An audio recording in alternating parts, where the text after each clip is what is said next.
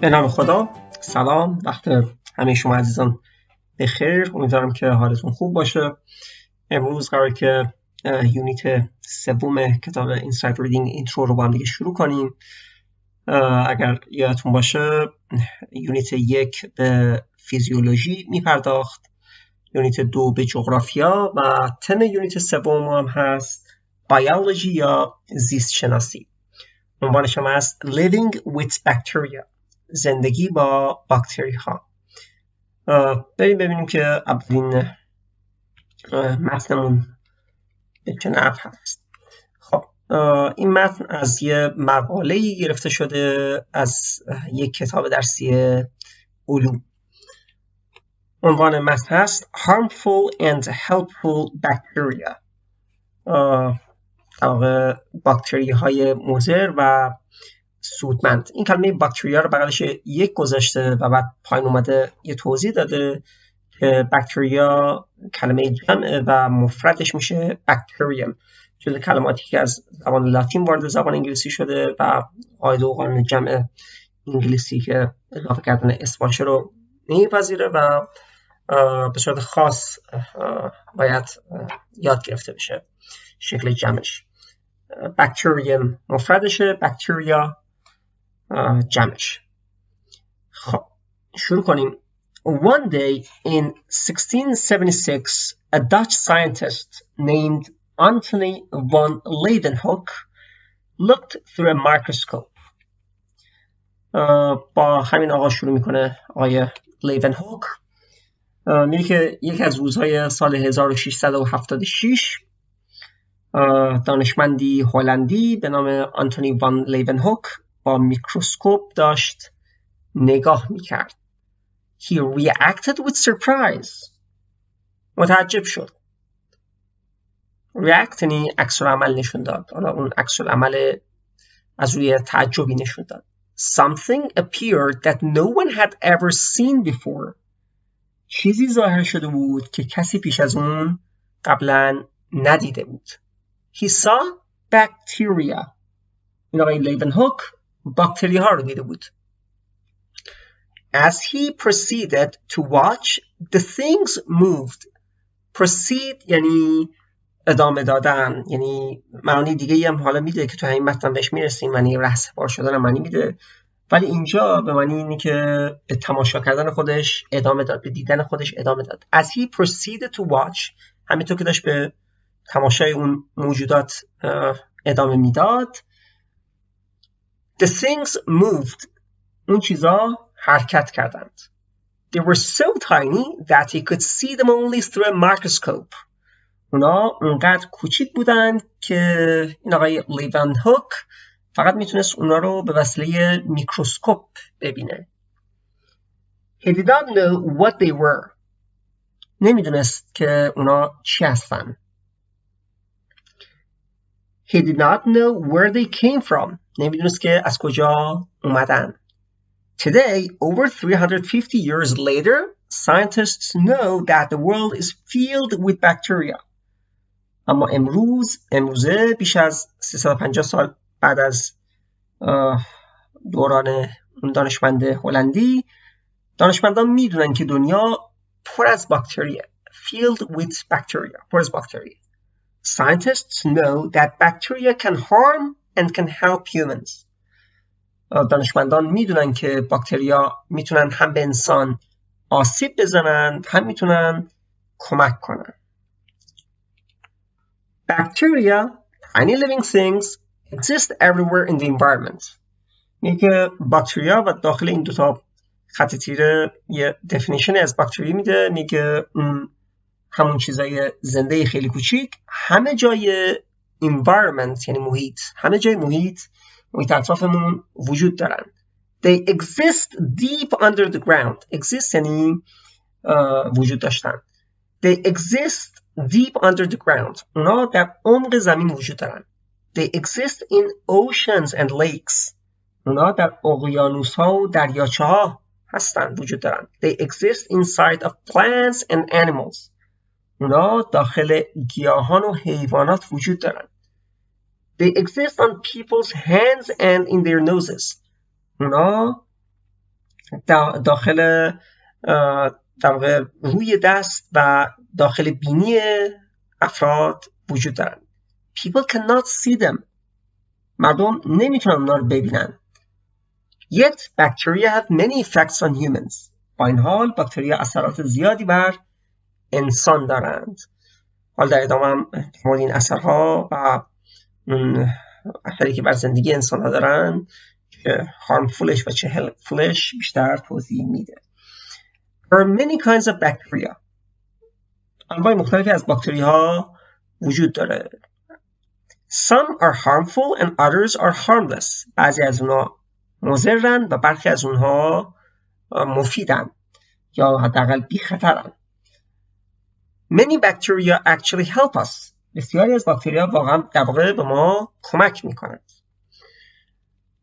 خب بعد از این مقدمه دو بخش میکنه این مقاله رو. یه قسمت در مورد problems with bacteria میگه مشکلاتی که باکتریا میتونن برای ما به وجود بیارن، در واقع harmful bacteria صحبت میکنه. یه قسمت در مورد benefits of bacteria میگه، فواید باکتریا میگه، در مورد اون harmless bacteria صحبت میکنه در مقاله. Problems with bacteria. مشکلات باکتریا. Sometimes the word germs is used to describe harmful bacteria. گاهی اوقات کلمه germs یعنی میکروب برای توصیف باکتری های مضر استفاده میشه. از اینجا دیگه یه قراردادی میذاره کتاب، میگه که هر جا که جرم اومد یعنی harmful bacteria، باکتری های مضر. Germs can cause terrible diseases such as cholera and tuberculosis. میکروبا میتونن باعث بیماری های هولناکی از قبیل کالرا، وبا و tuberculosis سل بشن. Cholera bacteria live in dirty water. در واقع میگه که باکتری های وبا در آب آلوده، آب کثیف زندگی میکنند. If a person drinks the dirty water, the bacteria will infect his digestive system. اگر کسی آب کثیف رو بنوشه، باکتری ها سیستم گوارشیش رو دچار عفونت میکنن. infect یعنی دچار عفونت کردن، digestive system هم که معنی سیستم گوارشی. He will suffer terrible stomach pains. اون دچار دردهای وحشتناک شکمی میشه. Some diseases easily transfer from one person to another. برخی امراض به سادگی از یک فرد به فردی دیگه منتقل میشن. For example, someone who has tuberculosis bacteria in her lungs can transfer the disease if she coughs or sneezes. به عنوان نمونه کسی که در ششهاش، در ریه‌هاش باکتری های سل رو داره، اگر سرفه یا عطسه کنه میتونه بیماری رو منتقل کنه. The bacteria come out of her mouth or nose and proceed into the surrounding air. مجددا اینجا کلمه proceed رو داریم که بالاتر معنی ادامه دادن معنی کردیم، به معنی اینجا رهسپار شدن یا عازم شدن میتونیم معنی کنیم. حالا میگیم از بعد The bacteria come out of her mouth or nose and proceed into the surrounding air. باکتری ها از دهان یا بینی فرد بیرون میان and proceed و رهسپار میشن. رهسپار کجا میشن؟ رهسپار هوای اطراف، هوای پیرامون میشن. People who breathe the air will breathe in the harmful bacteria. افرادی که هوا رو تنفس میکنند باکتری های مضر رو استنشاق میکنند. Often foods have germs growing on them or inside of them. اغلب غذاها میکروب هایی دارن که بر روی اونا و یا در داخلشون رشد میکنن. Eating the food could make people sick. خوردن اون غذاها میتونه باعث مریضی افراد بشه. However, there are ways to prevent getting sick. با این حال روش‌هایی برای پیشگیری از مریض شدن وجود داره. For instance, washing fruits before eating them will wash away many harmful germs. به عنوان نمونه شستن میوه‌ها قبل از خوردنشون بسیاری از میکروب های مضرشون رو از بین میبره. Heat is another way to destroy harmful bacteria. گرما روش دیگه‌ای برای نابود کردن باکتری های مضره. Cooking meat for a long time will make it safe to eat. پختن گوشت به مدت طولانی باعث میشه که خوردنش خطری نداشته باشه. این دو تا راه حل گذاشت برای اینکه بتونیم اون harmful bacteria که germs باشن رو از بین ببریم. یکیش شستن و دیگری هم گرما دادن بهشون بود. خب این مشکلاتی که باکتری ها ایجاد میتونن بکنن از جمله باعث بیماری مثل کالرا، وبا و توبرکلوسیس سیل بشن. خیلی هم ساده و سهل میتونه منتقل بشه با عطسه و سرفه. در مورد benefits of bacteria صحبت کنه تو قسمت آخر، فواید باکتری ها. Not all bacteria are harmful. تمام باکتری ها مضر نیستند. Some bacteria help humans in many ways. برخی از باکتری ها از جهات بسیاری به انسان ها کمک می کنند. For example, millions of good bacteria exist in the body's digestive system. به عنوان مثال میلیون ها باکتری مفید در سیستم گوارشی انسان وجود داره. They help change the food we eat so our bodies can use the vitamins in the food. اونا کمک میکنن غذایی که میخوریم تغییر پیدا کنه تا بدنهامون از ویتامین های غذا بتونن استفاده کنن. بنابراین یکی از کارهایی که این باکتریا میکنن چیه؟ اینی که اون غذایی که میخوریم توی اون سیستم گوارشیمون تغییر میدن تا ما بتونیم از ویتامین های موجود در اون غذاها استفاده کنیم. Also, good bacteria are needed to make certain foods such as cheeses and yogurts. یک کار دیگه میکنن. چی میگه؟ میگه همچنین برای ساخت غذاهای خاصی از قبیل پنیر و ماست باکتریای مفید نیازه تا این غذاها درست بشن. Many bacteria also help the environment. بسیاری از باکتریا همچنین به محیط زیست ما کمک میکنن. Environment. For example, bacteria help break down dead plant material such as fallen leaves so it can mix with the soil. حالا چگونه به محیط زیست ما کمک میکنه؟ میگه که به عنوان مثال باکتری ها به تجزیه ماده گیاهی مرده از قبیل برگ های افتاده کمک میکنن تا بتونن با خاک مخلوط بشن. بنابراین یکی از راهی که به environment به محیط زیست ما کمک میکنه چیه؟ اینه که اون برگ های مرده رو تجزیه میکنه تا بتونن با خاک مخلوط بشن. Bacteria that exist in the oceans help in several ways. باکتریایی که در اقیانوس ها وجود دارن به چندین روش کمک میکنن. حالا باکتریایی هستن که توی اقیانوس ها هستن و اونا هم میتونن باکتریای مفیدی باشن برای ما. For example, they become food that is eaten by tiny fish. برای نمونه این باکتریا تبدیل به غذایی میشن که برای توسط مایعای خیلی کوچیک خورده میشن. Then the tiny fish become food for big fish. بعد از اون مایعای خیلی کوچیک تبدیل به غذای مایعای بزرگ میشن. When you catch a big fish, it becomes food for your dinner. وقتی هم که شما یه مایع بزرگ میگیرین، اون مایع تبدیل میشه به غذای شام شما. یعنی در نهایت اون باکتریای داخل اقیانوس تبدیل میشن به مواد غذایی انسان.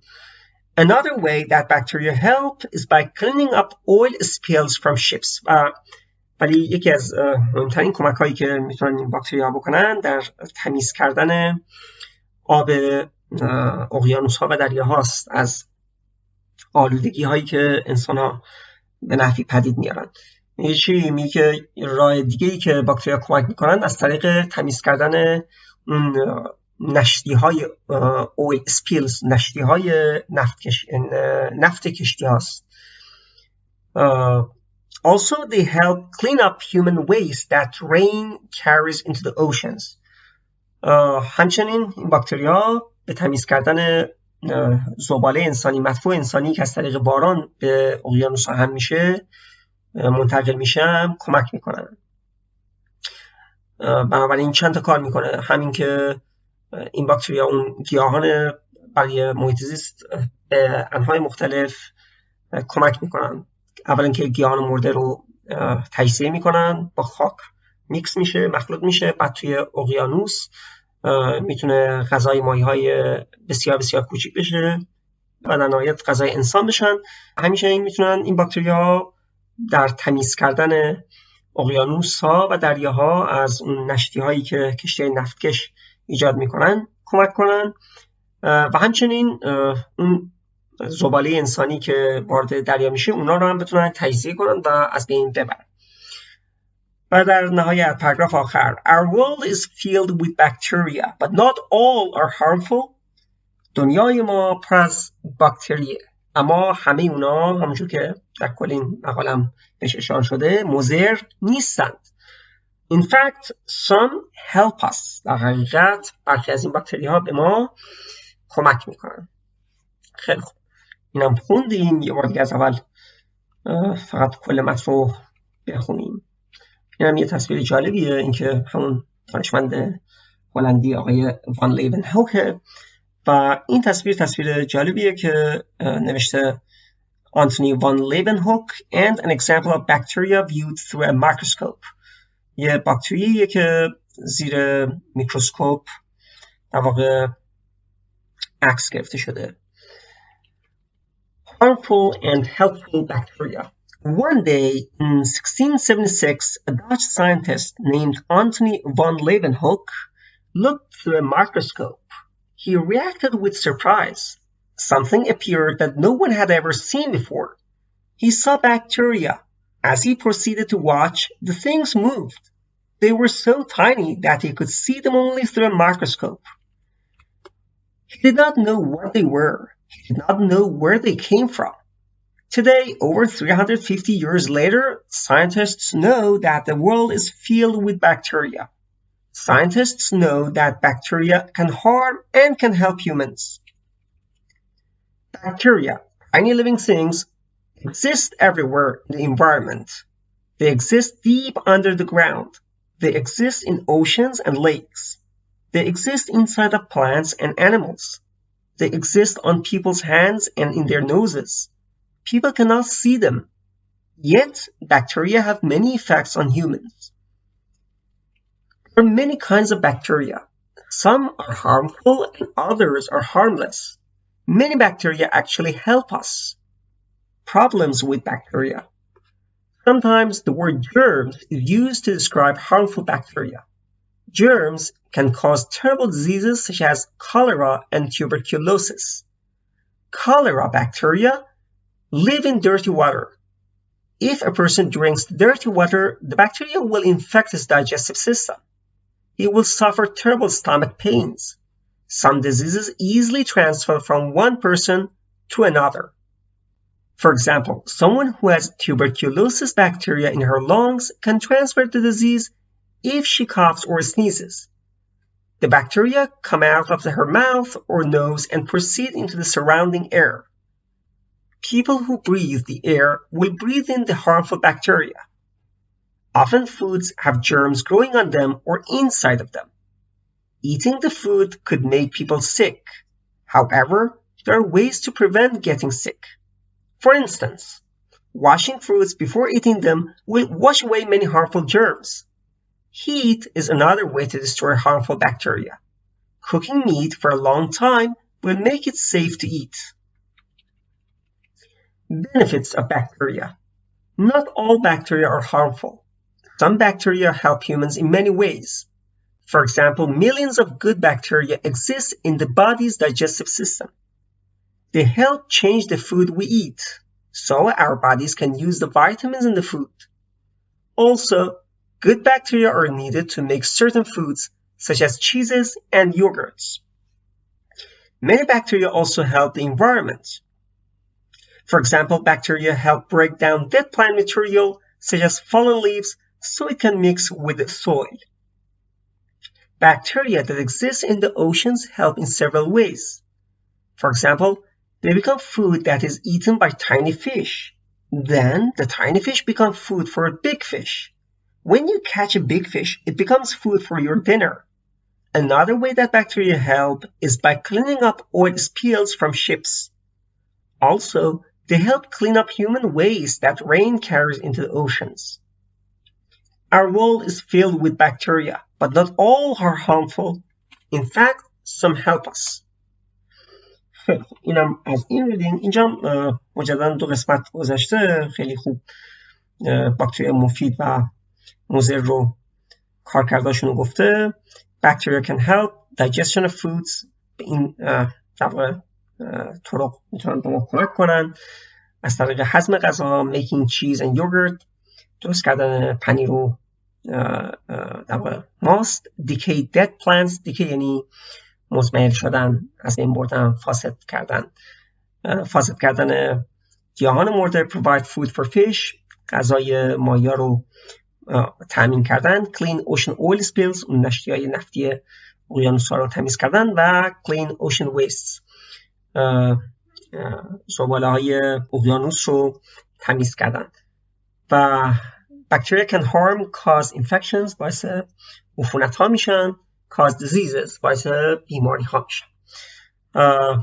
امیدوارم که مفید بوده باشه این ریدینگی که با هم دیگه خوندیم. موفق باشید. خداحافظ.